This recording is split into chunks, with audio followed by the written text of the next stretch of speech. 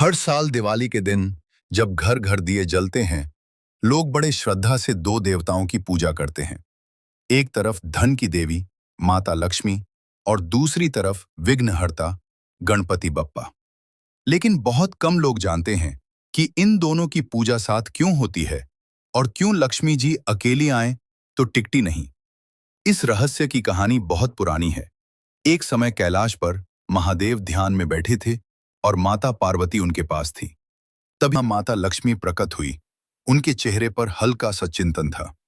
उन्होंने विनम्रता से प्रश्न किया, हे महादेव, मुझे धन की देवी कहा जाता है। जहां मैं जाती हूं वहां समृद्धि आ जाती है, लेकिन फिर भी कई लोगों के पास धन होने के बाद भी सुख और शांति नहीं होती। ऐसा क्यों? महादेव ने आंखें खोली और मुस्कुराकर बोले, देवी, इसका उत्तर गणेश देंगे।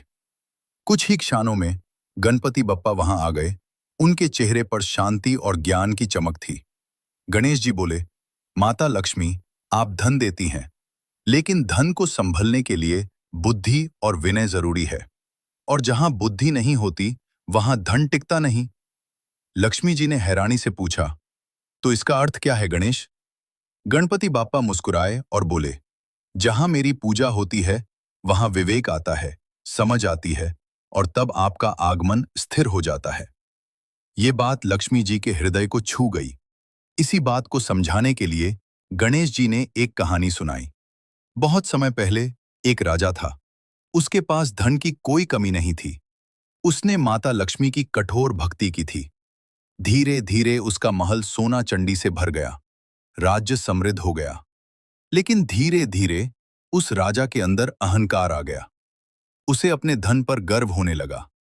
उसने कभी गणपति बप्पा की पूजा नहीं की और ना ही किसी से सलाह ली। एक दिन अचानक उसके राज्य में अशांति फैल गई। खजाने खाली होने लगे, लोग दुखी होने लगे। राजा समझ नहीं पाया कि ऐसा क्यों हो रहा है। तब एक दिन एक ज्ञानी ऋषि उसके महल आए। ऋषि ने कहा, हे राजन, तुमने माता लक्ष्मी को तो बुलाया, लेकिन गणेश को नहीं। इसलिए तुम्हारे पास धन तो आया, पर उसे संभालने की बुद्धि नहीं आई। राजा को अपनी गलती का एहसास हुआ। उसने तुरंत अहंकार छोड़ दिया। अगले ही दिन उसने सबसे पहले गणपति बप्पा की पूजा की, फिर माता लक्ष्मी का आवाहन किया। धीरे धीरे सब कुछ बदलने लगा। राज्य में शांति वापस आ गई। धन भी स्थिर हो गया। गणेश जी ने कहानी समाप्त करते हुए कहा, इसीलिए माता, जहां मेरी पूजा होती है वहां बुद्धि और विनय आता है, और तब आपका वास स्थिर हो जाता है। लक्ष्मी जी मुस्कुराई और बोली, अब मुझे समझ आ गया, इसलिए हमारी पूजा साथ में होती है। तब से ये परंपरा शुरू हुई। दिवाली के दिन सबसे पहले गणपति बप्पा की पूजा की जाती है, ताकि बुद्धि और विवेक आए, और फिर माता लक्ष्मी का आगमन होता है, ताकि धन आए और टिके। इसलिए कहते हैं, लक्ष्मी बिना गणेश अधूरी है और गणेश बिना लक्ष्मी अस्थिर है। ये कहानी हमें एक गहरी सीख देती है कि सिर्फ धन ही सब कुछ नहीं होता। उसे संभलने के लिए बुद्धि और विनम्रता भी जरूरी है। अगर आप भी चाहते हैं कि आपके घर में सुख, शांति और समृद्धि बने रहे, तो हमेशा गणपति बप्पा और माता लक्ष्मी की पूजा साथ में करें।